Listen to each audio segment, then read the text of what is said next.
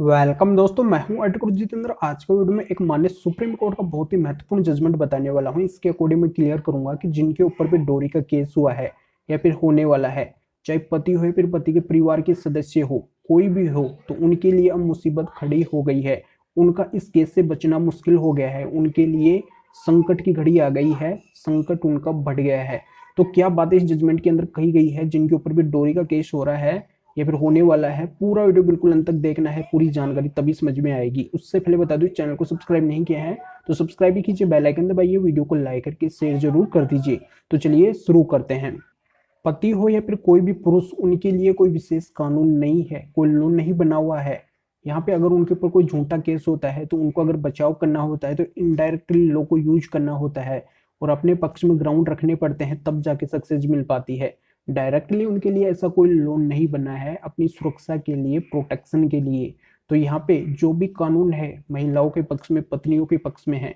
अगर वो कोई झूठा केस भी करती है, यहाँ पे देखो बाद में डिसाइड होता है कि केस झूठा है फिर सच्चा है, पर यहाँ पे फर्स्टली उनकी सुनवाई ज्यादा होती है।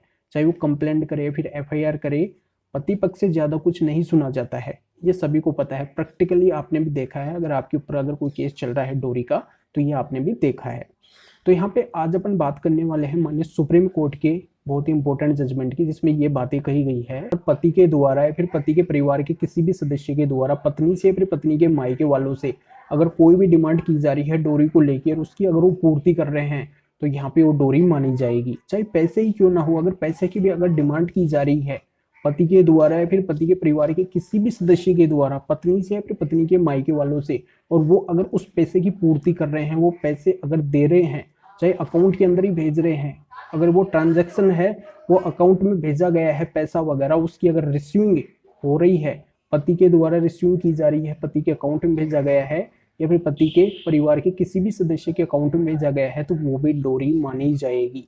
ये अगर किसी के भी केस के अंदर है, ये सिचुएशन डोरी का केस चल रहा है, तो यहाँ पे वो डोरी के दोषी पाए जाएंगे।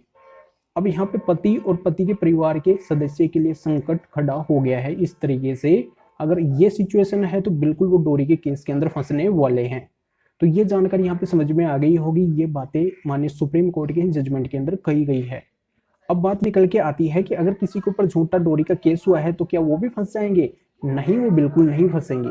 उनके वकील अगर स्ट्रोंग है, अपनी बात अगर अच्छे से कोर्ट के अंदर रखते हैं, अपना पक्ष अगर मजबूती से रखते हैं, तो यहाँ पे जिनके ऊपर भी झूठा केस हुआ है उनको टेंशन लेने की आवश्यकता बिल्कुल भी नहीं है।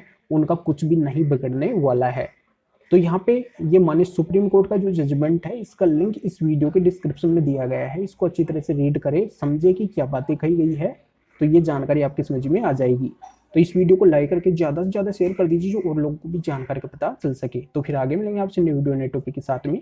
आप सभी का बहुत बहुत धन्यवाद।